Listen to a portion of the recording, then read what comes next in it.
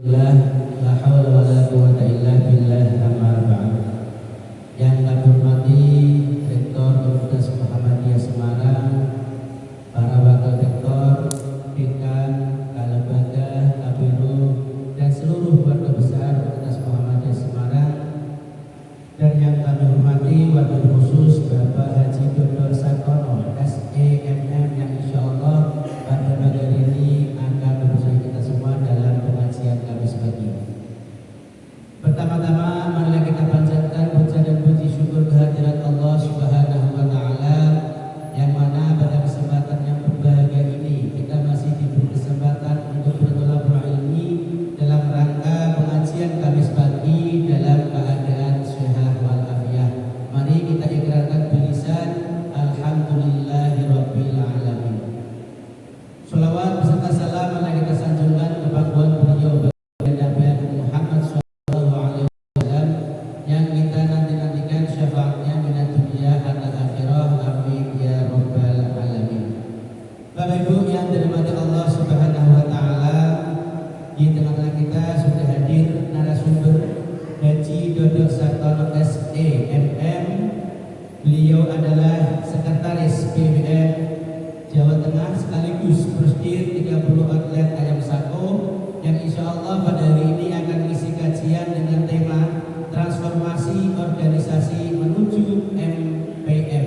Apa itu MPM? MPM adalah maju, profesional, dan modern. Untuk mempercepat waktu sebelum pengajian dimulai, mari kita buka pengajian pada hari ini dengan membaca basmalah bersama-sama. Bismillahirrahmanirrahim. Kepada beliau Haji Dodok Sartono SEMM, waktu dan tempat dipersilakan.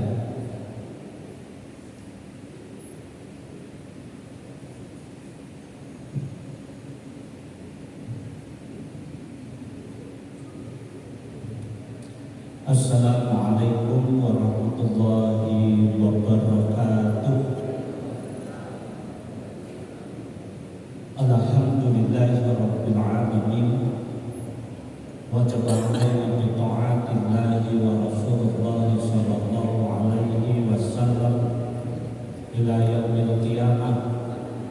Asyhadu an la ilaha illallah wahdahu la syarika lah wa asyhadu anna Muhammadan abduhu wa rasuluhu amma ba'du. Allahumma akrim hadhihi al-ummatal muhammadiyah bijamil awaidika fid daraini ikraman liman ja'altaha min ummatihi sallallahu alaihi wasallam. Amin. Pada pimpinan kampus Universitas Muhammadiyah Semarang yang saya hormati, Pak Warek lengkap ya. Bu Eni yang belum hadir, Bu Eni ada ya? Warek 3 ya. Pak Rektor tadi malam WA saya izin karena ada rakornas. Pertama, puji syukur pada Allah Subhanahu wa taala. Pada pagi hari ini saya bisa silaturahim di kampus, salah satu kampus terbesar ya di Muhammadiyah, khususnya di Jawa Tengah. Dan mudah-mudahan kampus kita ini terus bertumbuh, berkembang, memberikan manfaat sebagaimana misi dan visi Muhammadiyah mewujudkan masyarakat Islam yang sebenarnya. Salawat dan salam kita aturkan pada junjungan kita Muhammad sallallahu alaihi wasallam, manusia utama yang sempurna, yang menjadi teladan hidup kita dalam segala hal. Dan mudah-mudahan kita semua diberikan keistiqomahan meneladani beliau, mengikuti beliau sampai akhir hayat kita. Amin. Bapak Ibu yang saya hormati, tema kita tentang, saya ingin menyampaikan salah satu dari 8 prioritas keputusan Muktamar ke-48 di Solo kemarin. Ada 8 prioritas ya. Dan kadang jarang mereview, sehingga kalau jarang direview seringkali lupa. Walaupun kemarin kita belum membaca keputusannya, sekarang lupa. Jadi kemarin belum tahu, sekarang lupa karena jarang direview. Maka saya ingin mereview salah satu keputusan nomor 6 tentang reformasi organisasi dan digitalisasi di Muhammadiyah menuju persyarikatan yang MPF, maju, profesional, dan modern. Itu keputusan muktamar. Prioritas nomor 6. Ada 8 atau 7 prioritas lainnya. Karena ini berkaitan kampus kita yang besar, maka harapan kita, Bapak Ibu, proses ini, prioritas ini itu bisa dilakukan di Unimus. Bagaimana Unimus menjadi simbol persyarikatan di Jawa Tengah yang tadi manajemennya MPM, maju, profesional, dan unggul, serta digitalisasi. Saya kurang tahu sudah berapa persen tingkat digitalisasi di Unimus. Minimal saya lihat di depan presensinya sudah digital. Apakah lainnya juga sudah digital? Itu prioritas utama. Sebelum saya lanjutkan, mungkin yang belakang-belakang, monggo ini depan masih kosong. Apa khusus untuk pejabat? Khusus untuk yang pengen jadi pejabat? Nah, pokoknya yang lebih depan kata Nabi lebih berkah. Salah satu berkah di kampus ya karirnya cepat, gajinya banyak. Kalau satu wujud keberkahan di kampus di dunia kerja kita. Monggo yang belakang ibu-ibu sama kosong.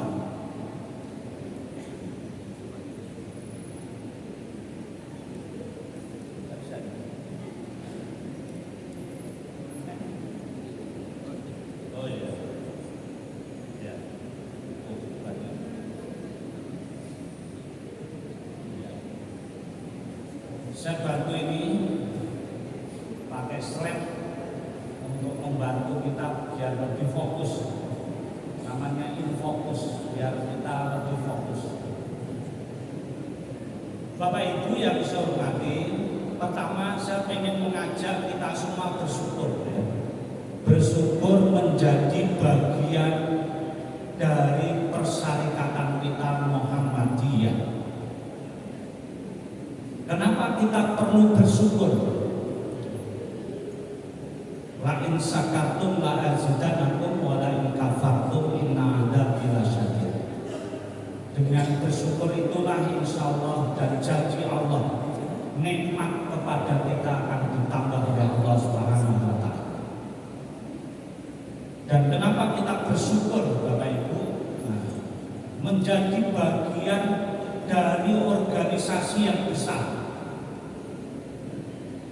ditunjukkan dari amal usaha Muhammadiyah. Dan banyak komentar dari para pakar, bukan orang Muhammadiyah, betapa Muhammadiyah itu besar. Dan yang mengatakan bukan orang Muhammadiyah. Maka inilah yang perlu kita syukuri. Kita lihat dari aum kita, amal usaha Muhammadiyah. Tidak ada ormas Islam yang punya amal usaha sebanyak Muhammadiyah dan terkonsentrasi semua asetnya dalam satu akun, yaitu Persyarikatan Muhammadiyah.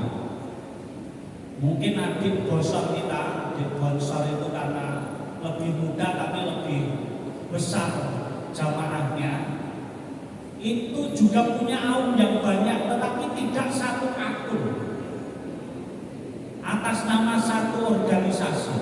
Dan kita Muhammadiyah banyak aumnya dan semuanya menjadi satu. Seperti salah satunya Unimus ini. Kita ada sekitar 170 Universitas Muhammadiyah. Salah satunya Unimus. Kemarin saya ke ujung timur Indonesia, Merauke, itu juga proses pendirian perguruan tinggi Muhammadiyah Merauke. Kemarin saya ke sana, pendirian peresmian klinik utama PKU Muhammadiyah Merauke itu paling ujung timur Indonesia. Artinya apa? Sudah hampir merata. Belum pautnya bagi Aisyah, belum tadi rumah sakitnya, sekolahnya, dan lain sebagainya. Kita lihat lagi, ini saya ingin mengajak rasa syukur kita. Ini beberapa komentar pakar tentang Persyarikatan Muhammadiyah. Menurut James Pickup, bahwa Muhammadiyah merupakan pergerakan Islam terkuat yang pernah ada di Asia Tenggara, mungkin di seluruh dunia Islam. Sampai kemarin viral Muhammadiyah sebagai ormas Islam terkaya di dunia, atau nomor 4 untuk lembaga keagamaan sedunia dengan aset katanya 400 triliun. Kita sendiri yang pimpinan Muhammadiyah juga nggak tahu 400 triliun itu ngitungnya dari mana. Tapi itu pengakuan orang. Kita lembaga keagamaan terbesar terkaya nomor 4 di dunia. Kalau khusus Islam terbesar dari kekayaannya. Dan ini seorang antropolog yang bertahun-tahun meneliti di Indonesia tentang pergerakan umat Islam juga mengatakan Aisyah sebagai pergerakan perempuan Islam paling dinamis di dunia. Ini Ibu ya, tidak ada organisasi Islam Ibu sebesar Aisyah yang punya perguruan tinggi, punya rumah sakit. Mana ada lembaga perempuan Islam yang punya lembaga seperti Aisyah. TK PAUD-nya itu sekarang hampir lebih 30.000 TK PAUD di bawah Aisyah. Perguruan tingginya ada berapa? 9 ya. Rumah sakitnya juga banyak. Itu lembaga organisasi kewanitaan, maka disebut di sini sebagai pergerakan perempuan Islam paling dinamis. Paling dinamis itu berarti di dalamnya juga termasuk paling banyak masalah. Ya nggak apa-apa, namanya banyak urusan itu banyak masalah. Hanya satu orang yang tidak punya masalah ya. Itu orang gila, itu orang nggak punya masalah. Maka kalau di sini Bapak Ibu punya masalah, tandanya Bapak Ibu kita semua masih waras. Kalau tidak punya masalah berarti gila. Nah, itu orang tidak punya masalah. Ini juga Robert Hafner, ini juga dari Amerika, meneliti puluhan tahun di Indonesia tentang umat Islam, mengatakan bahwa Muhammadiyah dibandingkan dengan ormas apapun adalah organisasi yang tidak hanya istimewa tetapi juga luar biasa. Muhammadiyah merupakan aset moral bagi bangsa Indonesia.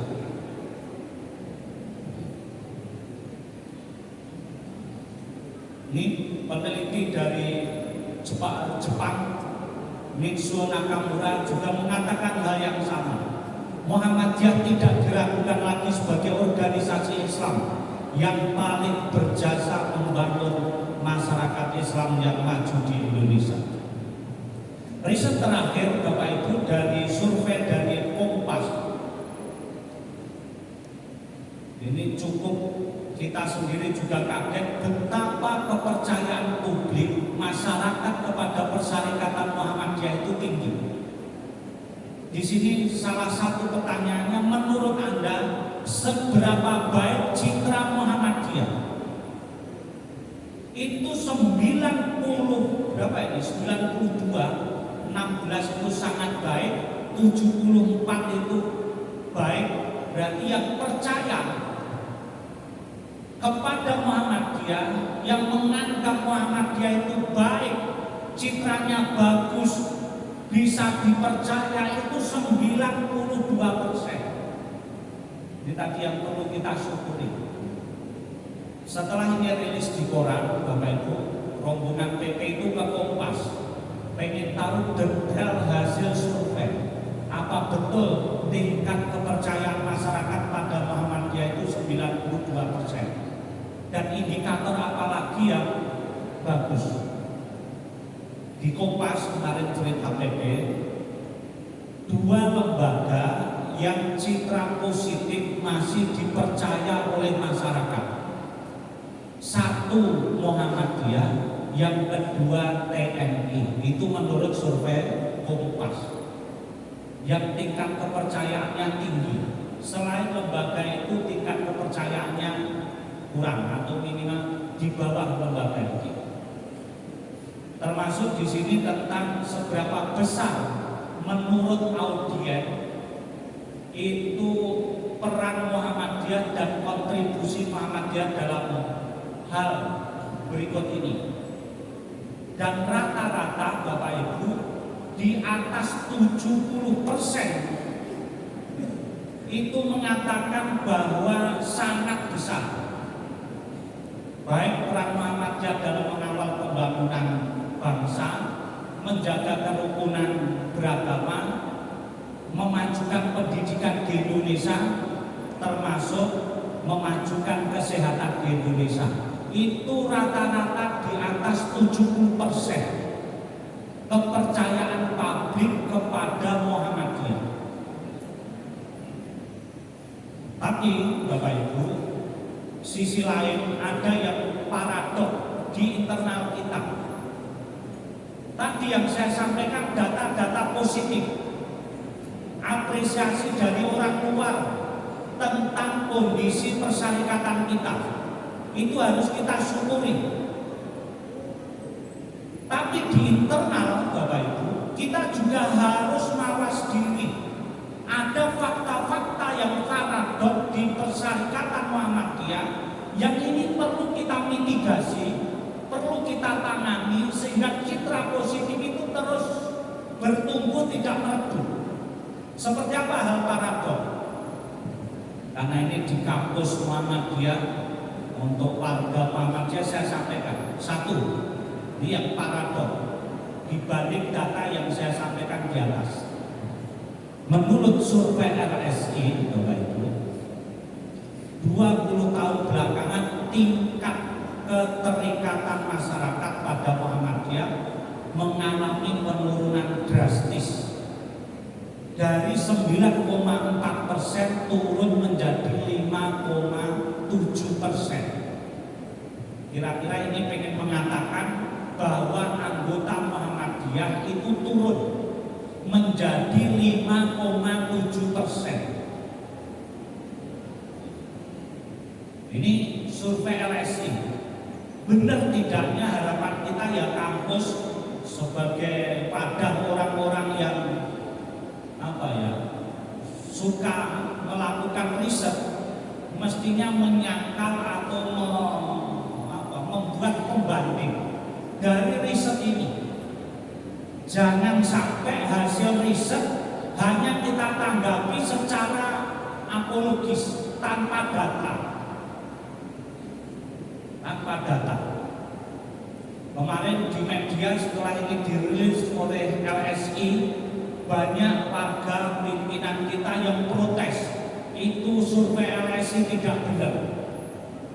Tapi mestinya Bapak Ibu, benar tidaknya silahkan bisa disurvei balik. Seberapa anggota kita? Karena saya bukan orang kampus, tidak biasa meneliti, saya itu menghitung-hitung secara kalkulasi kasar.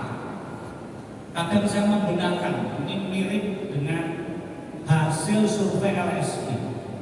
Dari mana? Contoh, kemarin kemarin beberapa tahun lalu kita ikut DPD Pak Marpuji dan Pak Dahlan Roes. Itu perolehan suaranya berapa? Sekitar di bawah 1 juta, sekitar 1 juta. 1 juta. Akhirnya tidak jadi, untuk jadi minimal 1,5 juta. Pimpinan kita PWN 2 kali berturut-turut mengajukan DPD, suaranya hanya sekitar 1 juta. Kalau dibandingkan dengan LSI, penduduk kita Jawa Tengah itu ada sekitar 36 juta. 1 juta itu berarti berapa persen nih? Berapa persen? Tidak ada 4 juta ya, berapa? 3%. Hanya 3%. Loh itu kan coblosan Pak Dokter. Lainnya apa? Ini survei apa ya? Kirkal ya. Kalau survei aslinya nanti tugas Bapak Ibu dosen. Saya menghitung kemarin, milad tahun lalu, Muhammadiyah menggerakkan seluruh warganya mengadakan jalan sehat. Mas Ali kamu di Semarang berapa orang? Milad yang lalu jalan sehat akbar berapa? Berapa ribu? 25 ribu. Itu Semarang ya. Saya misal pukul rata, ada yang laporan 5.000 kabupaten-kabupaten itu, ada yang 10.000, ada yang 20.000. Saya naikkan 30.000 semua gitu sekabupaten. Itu hampir semua warga kita dikerahkan. Kalau 30.000 per kabupaten, itu aja kita ngambil tertinggi Semarang 25 sampai 30.000. Itu kalau 35 kota kabupaten berapa? Ya sekitar 1 juta sedikit. Artinya apa? Mirip dengan coblosan DPD. Berarti apa? Ya survei LSI ini mendekati. Maka tidak usah emosi. Maka langkah konkret apa yang mesti kita lakukan? Maka inilah yang perlu kita lakukan, transformasi organisasi. Kita mau berubah atau kita kalah? Kita mau berinovasi atau kita mati? Kita lihat lainnya Bapak Ibu. Masjid Muhammadiyah. Kalau di Unimus ya mestinya tidak ya. Banyak takmirnya bukan Muhammadiyah. Ini fenomena, paradoksnya. Pengajian Muhammadiyah, bahkan akad pagi Muhammadiyah, banyak pembicaranya yang paham agamanya berbeda dengan Muhammadiyah, alias yang ngisi bukan orang Muhammadiyah. Kata Pak Mukti ini ibarat kaleng kombuan isinya rengginang. Nah, kalau sekarang ada cahaya, kayaknya disuguhi kalengnya cahaya, tapi ternyata isinya kombuan. Artinya apa? Ini faktual. Fenomena lainnya Bapak Ibu, sekolah Muhammadiyah, sekolah sejak TK, SD, SMP, SMA, bahkan kuliahnya juga di Universitas Muhammadiyah atau mungkin di Unimus. Berapa itu kalau TK, SD, SMP, SMA, kuliah itu berapa tahun? Berapa tahun? Anggapnya 4 sama 3, 6. Berapa itu? 15 tahun ya? Berapa? Ya 15 tahun paling cepat ya. Sama TK. Ternyata apa yang terjadi Bapak Ibu? Tidak mengubah paham agama dan ideologi siswa kita. Berapa persen lulusan kita yang kemudian paham agamanya, walaupun dia tidak berkata misalnya, yang kemudian sepaham dan mau bergabung di Muhammadiyah? Itu saja kita godok 15 tahun di pendidikan kita Muhammadiyah. Ini paradok. Mestinya orang secara kontinu digodok pikirannya, bahkan mungkin fisiknya 15 tahun, pola pikirnya, pahamnya, ideologinya mestinya berubah. Tapi paradoknya hampir sangat kecil. Ini hampir sangat kecil. Itu.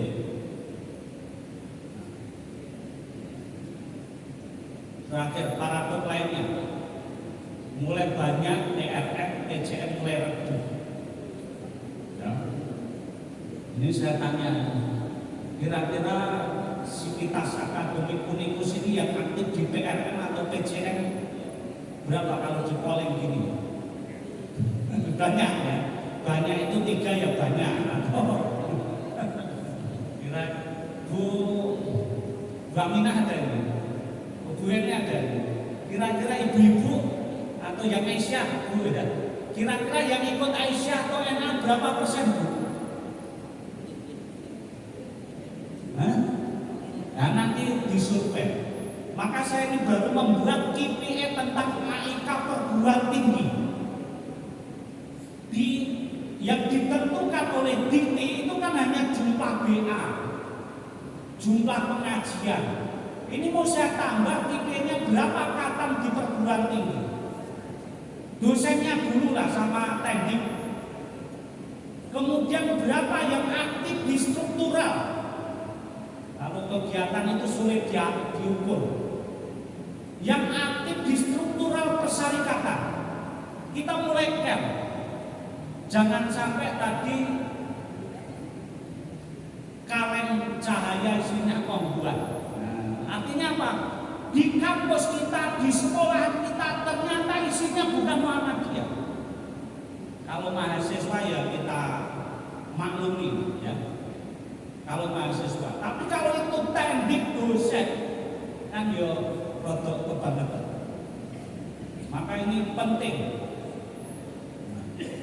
Itu dan beberapa paradok. Kira-kira ada nggak paradok lain?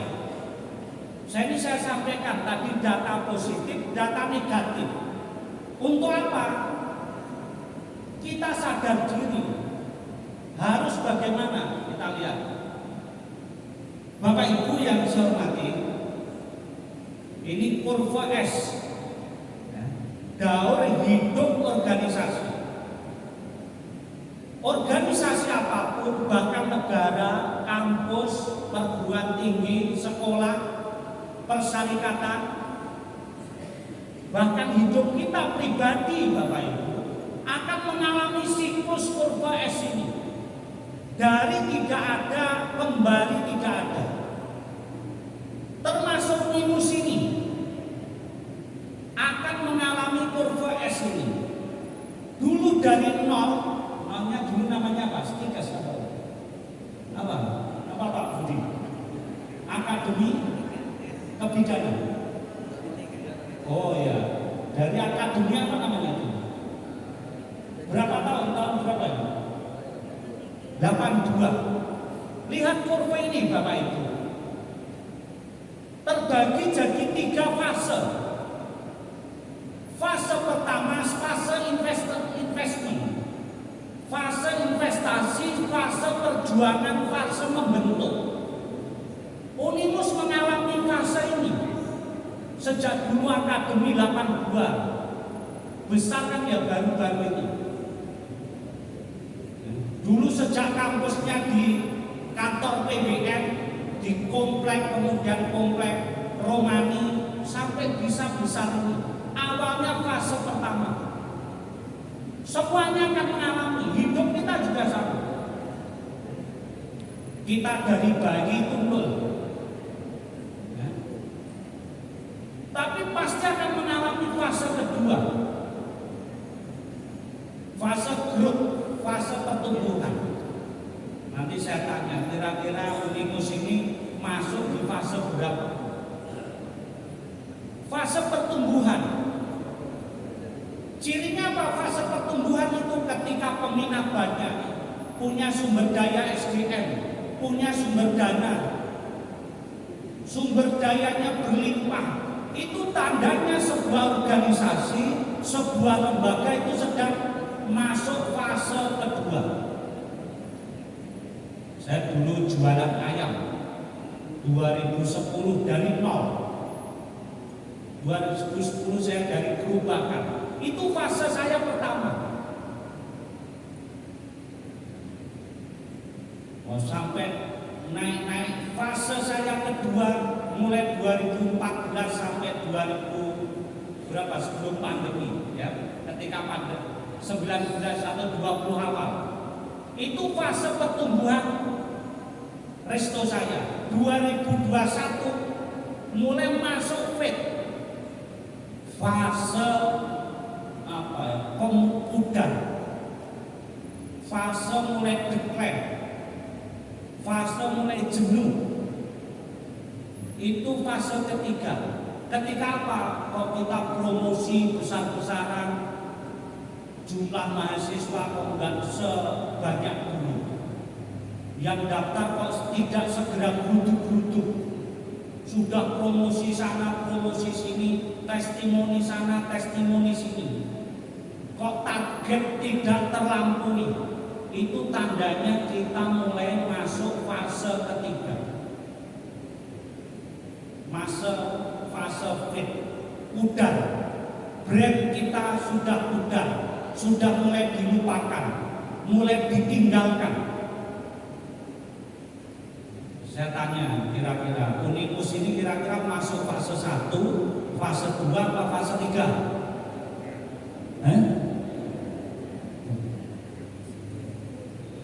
Satu apa dua? Dua apa tiga? Nah, konsisten, berarti 2 ya. Ini bertumbuh. Tandanya apa? Target PNB terpenuhi. Terpenuhi apa enggak Pak Budi? Kalau tidak terpenuhi ini masih dipertanyakan fase keduanya.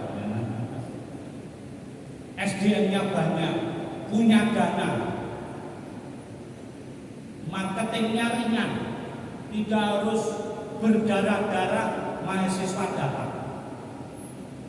Itu cirinya. Dan setiap fase ini Bapak Ibu punya rumus sendiri-sendiri bagaimana kita menghadapi fase ini. Nah, ini saya tulis rumus fisikanya. Maka nanti diterapkan. Tinggal Unimus tadi masuk fase berapa? Fase kedua berarti pakai rumus P sama dengan N kali V. Rumus apa ini Bu? Ini rumus apa? P sama dengan N kali V. Rumus momentum. Nah ini nanti Unimus kalau masuk di fase kedua pakai rumus momentum. Biar apa? Fase ini betul-betul bisa kita tangkap. Namanya momentum. Momentum itu kalau sudah lewat maka tidak akan pernah kembali. Maka bagaimana momentum ini Bapak Ibu? Itu bisa kita manfaatkan, kita tangkap sebaik mungkin sehingga betul-betul menjadikan pertumbuhan yang eksponen, yang melesat bagi Unimus. Tapi kalau tidak bisa ditangkap dengan rumus ini, maka apa? Ya sudah, pertumbuhannya akan cepat memasuki fase ketiga. Maka Bapak Ibu, fase pertama, fase kedua itu panjang apa pendek umurnya itu tergantung kita sendiri.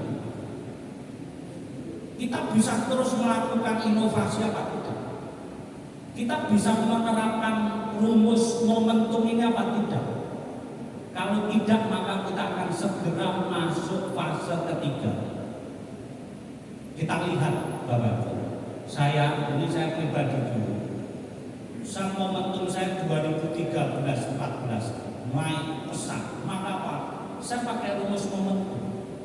M apa? M masa. V-nya apa? Kecepatan. Ya. Artinya apa? kalau ini momentum bagi kita, perbaiki masanya. Jangan cepat puas.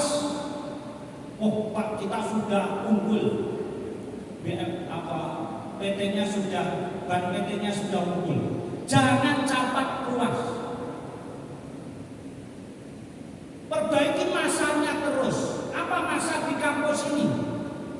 Ya pelayanannya, kurikulumnya, SDM-nya, sarprasnya. Terus perbaiki masanya. Dengarkan customer, dengarkan mahasiswa, dengarkan customer internal kita. Siapa customer internal kita? Bapak Ibu dosen dan teknik. Itu customer bagi Unimus. Customer internal bagi Unimus. Dengarkan. Jangan fokus pada kompetitor. Tapi fokuslah pada customer. Siapa customer kita? Customer internal namanya dosen dan teknik. Dengarkan apa aspirasinya. Perbaiki terus sampai dosen teknik kita puas. Karena ketika dosen teknik kita puas, maka dia akan melayani customer eksternal dengan menyenangkan. Siapa customer eksternal kita? Ya mahasiswa kita, orang tua wali mahasiswa kita, ini customer eksternal kita. Fokus dengarkan terus, perbaiki terus masanya, jangan fokus kompetitor. Karena apa Bapak Ibu? Yang gaji kita, yang menghasilkan uang untuk kampus kita bukan kompetitor, tetapi customer kita. Baik customer internal maupun customer eksternal. Eksternal. Dengarkan, perbaiki terus. Dan sekarang Bapak Ibu trennya, sekarang Bapak Ibu, dunia pendidikan, lembaga pendidikan dipandang oleh customer kita, mindset customer kita sudah bergeser. Menganggap kampus, sekolahan itu juga sebagai public service. Artinya apa?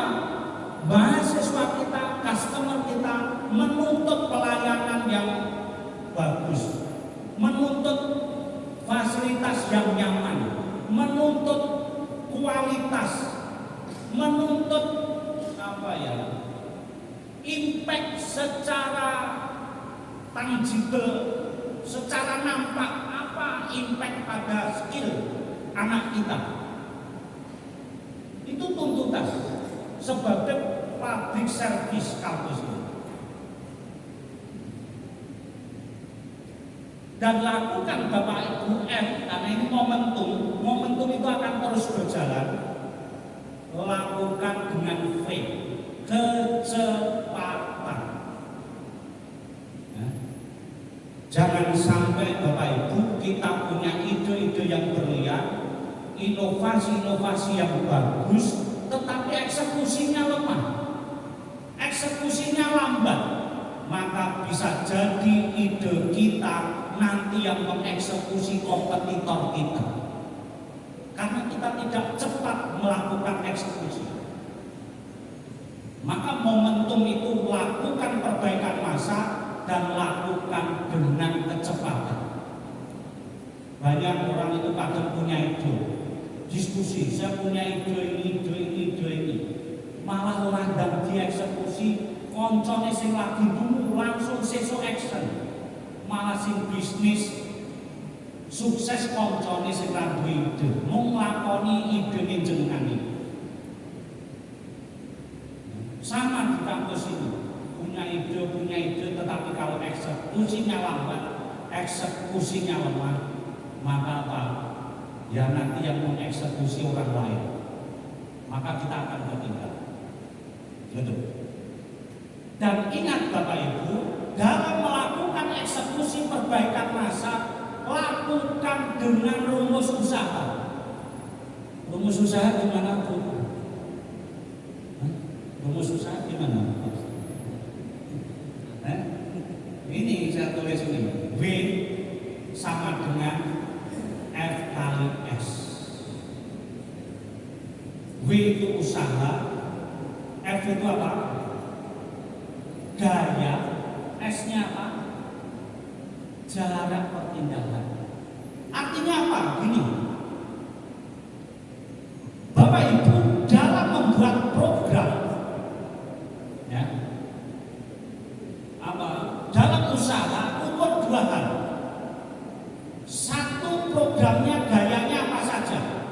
Kalau di kampus kira-kira ya kegiatan program kerja inovasi ini gaya. Tapi ingat, ketika melakukan gaya, melakukan inovasi, melakukan proyek, lakukan pengukuran jaraknya pertumbuhannya. Misal, Bapak Ibu, saya kebetulan ketua BPH di UNKU. Ini saya minta mengundang expert untuk meriset apa positioning UNKU. Kemarin saya mengundang pakar branding, saya teknik kontrak. Dulu pakar branding ini saya suruh riset SD saya dulu kepala sekolah.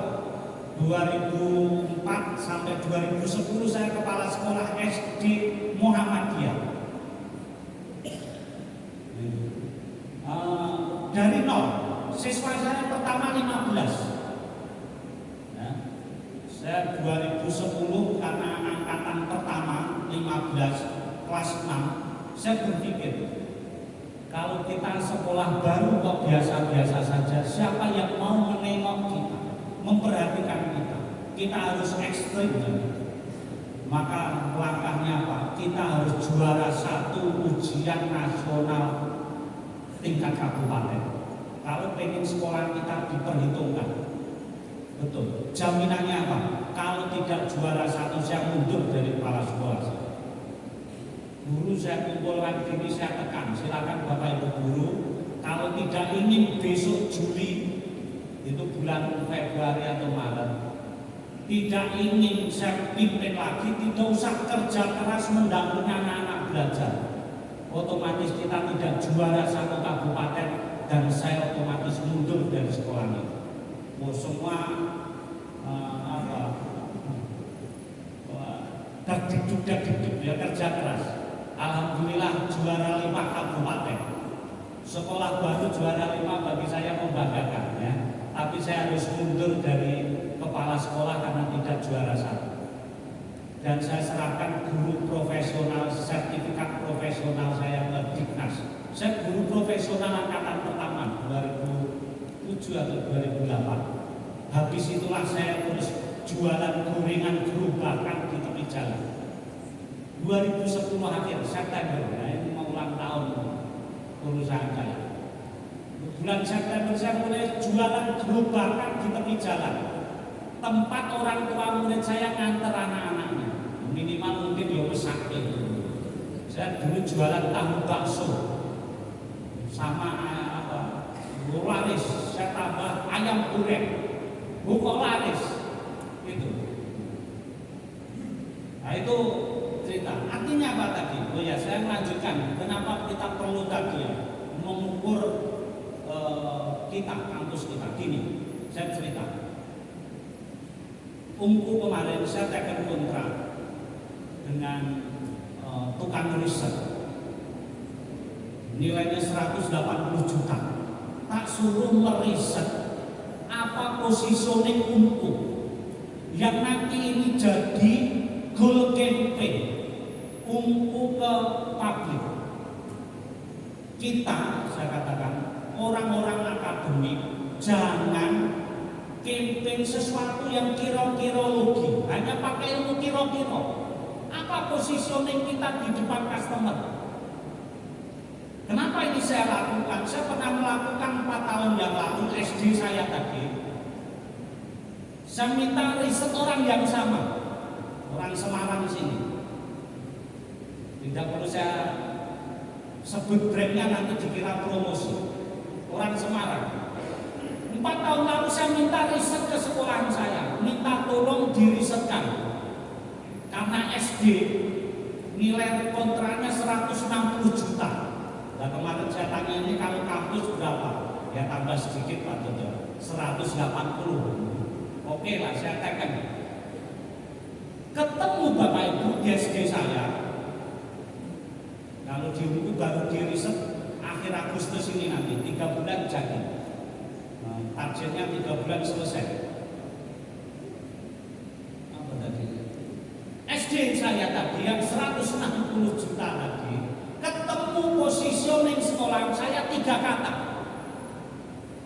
Quranic Character School.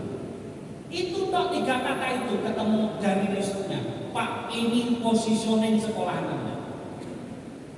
Maka marketing brandingnya jangan kata lain, pakai kata ini. Kita lakukan rutin. Ini positioning kita. Ketemu 3 kata bayar 100 juta. Nek bagi Unimus itu kuku ireng lah ya. Tapi bagi SD itu wes harta luar biasa 1 second itu bagi SD. Itu kita kampanyekan terus. Alhamdulillah sekarang muridnya 1.300. Dari dulu 15 saya tulis. Positioningnya kena, marketingnya terus konsisten. Nah ini saya coba terapkan di nanti kalau sudah 3 bulan ketemu seperti apa. Posisi kampanyekan. Nah rektornya kader Unimus, Pak Edisus ya. Itu nanti setelah ini saya akan masuk AOS di UMU tentang bagaimana membangun value-nya, bagaimana membangun budaya kerja sampai eksekusi di lapangan, menjadi corporate culture, kampus culture-nya seperti apa.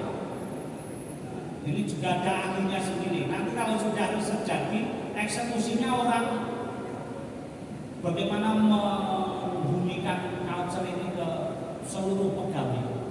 Dan nanti ada eksekutornya berbeda lagi.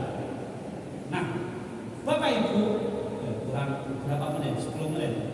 Ini sebetulnya belum masuk materi utama. Ini baru pengantar. Mengapa kita harus NPM? Muhammadiyah kenapa NPM?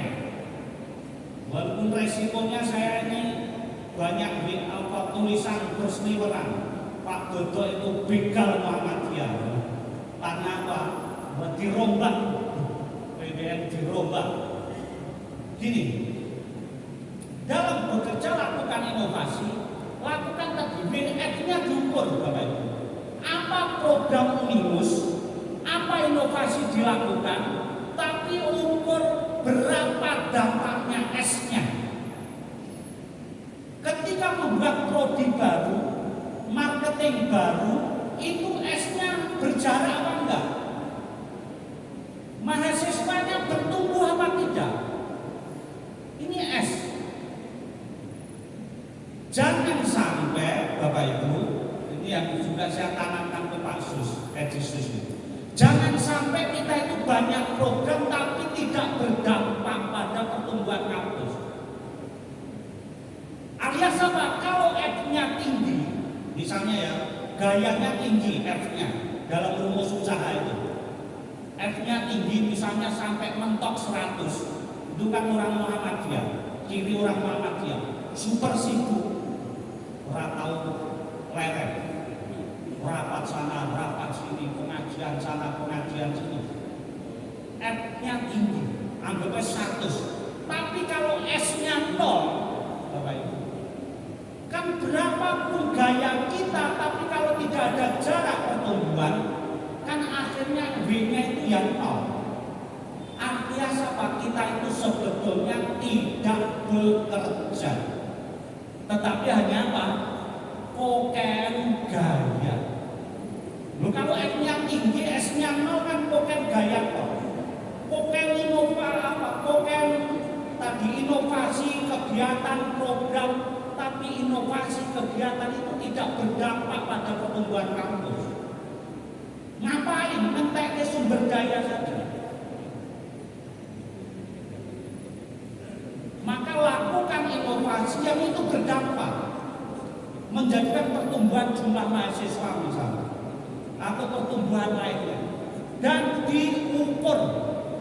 Inilah kenapa sekarang Bapak Ibu di Muhammadiyah diterapkan adanya KPI, Key Performance Indicator. Untuk apa? Menerapkan rumus usaha itu. Apa betul toh pengajiannya Muhammadiyah itu berdampak? Diukur pakai KPI. Maka saya baru kemarin tiktokan sama Prof. Bambang Setiaji. Prof, minta tolong kampus rektor semuanya dikasih KPI dan dashboardnya terpantau terus, diupdate terus tiap saat. Dan ini yang saya lakukan di Unimus. Saya kasih KPI Pak Rektor, ini KPI-nya Pak Rektor. Tiap bulan diupdate. Diskusi dengan BPH nggak usah kemana-mana. Diskusinya KPI ini bagaimana bisa perform, itu aja. Kemarin saya undangkan Prof. Mahfud dari UGM, juga anggota Dikti.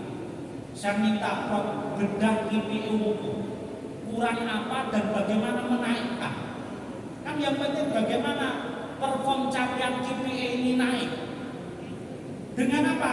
Dengan usaha, inovasi, perbaiki masa. Maka ini saya tadi ngobrol sama Prof.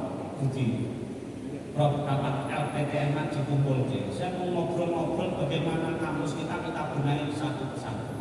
Sebagai pilot proyek Umpu siap, saya katakan. Mumpung aku tanda tangani nang Umpu kanku. Mumpung tanda tangani nang Umpu kanku. Dan Umpu itu kan kampus sedang, bukan kecil banget, bukan besar. Karena yang gerak-gerak itu kan nggak terlalu berat ya. Unimus kan terlanjur gede. Terlanjur gede itu ibarat kereta yang gerbongnya panjang, itu belok kan perlu ancang-ancang suwe. Nah, nek Unimus kan belok iso langsung balik kanan. Masih gerbongnya baru satu buka. Kalau Unimus kan harus 20 kilo harus sudah apa-apa. Ya, kurang 5 menit.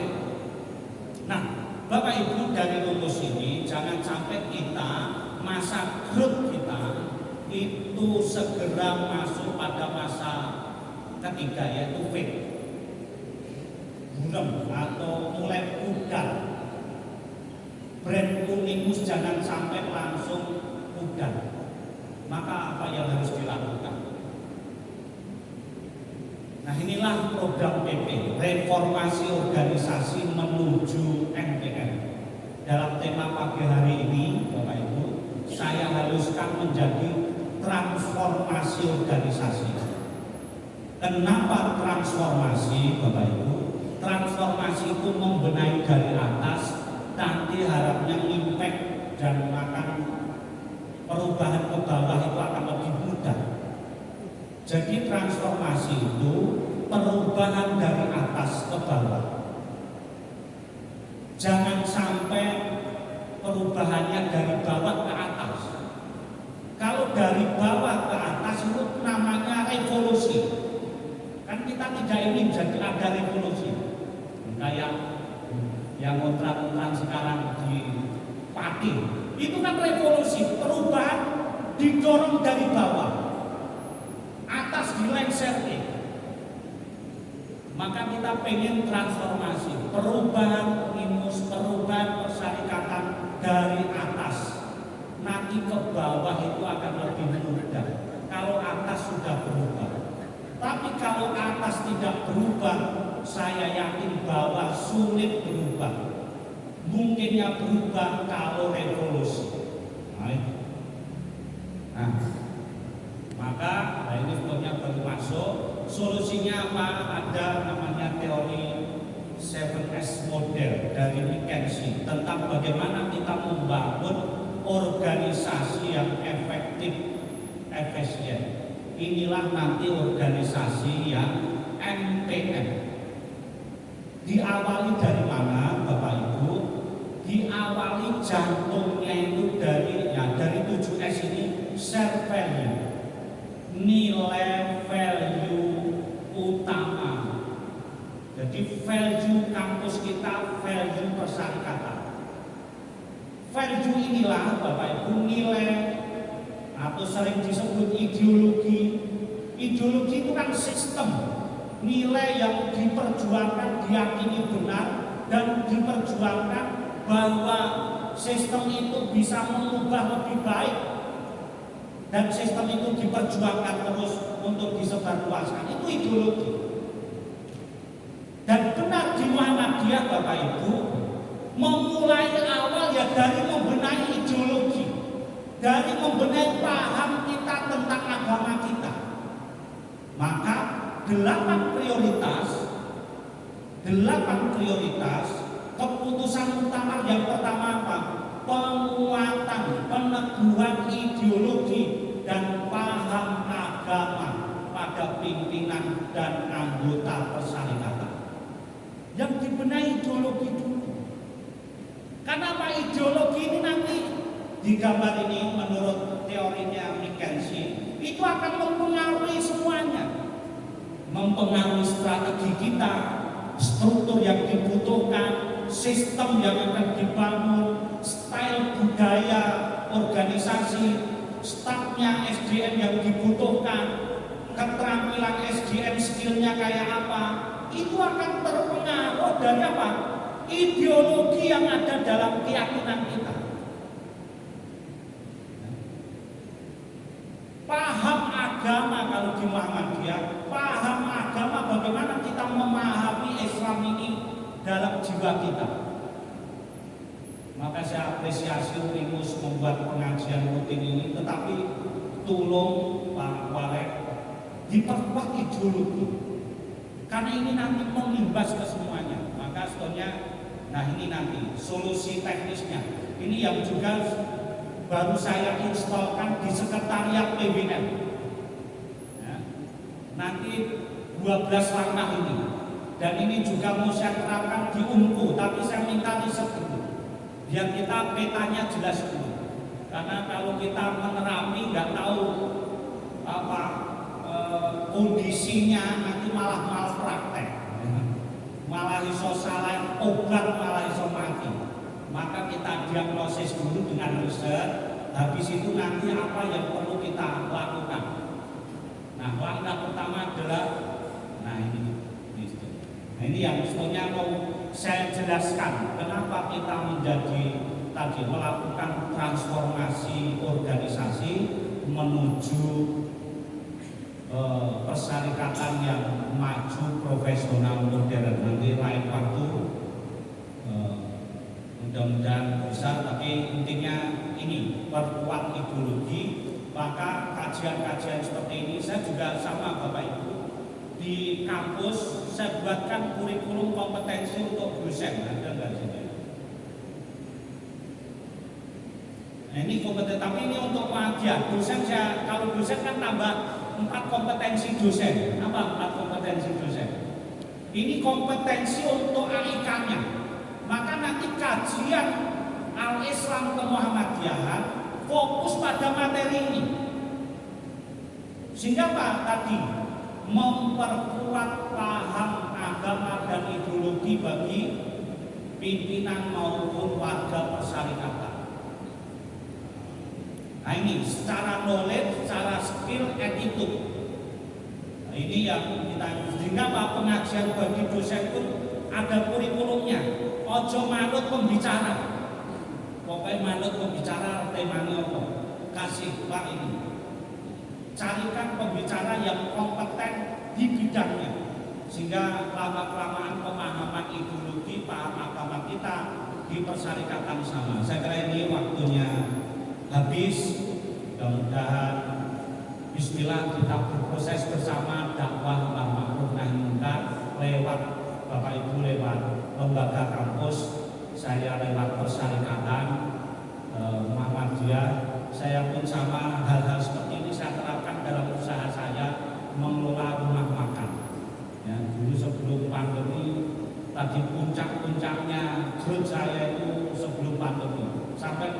rumah makannya. Tapi ketika pandemi hampir separuh, ya tumbang, tapi ya nggak apa-apa. Itulah resiko berbisnis. Dan mari saling bersinergi mengingatkan untuk kebaikan di persyarikatan kita. Nasrul minallah wa fathullahi wa basyiril mu'minin. Assalamualaikum warahmatullahi wabarakatuh. Waalaikumsalam warahmatullahi wabarakatuh. Terima kasih Ustaz Haji Dr. Sartono.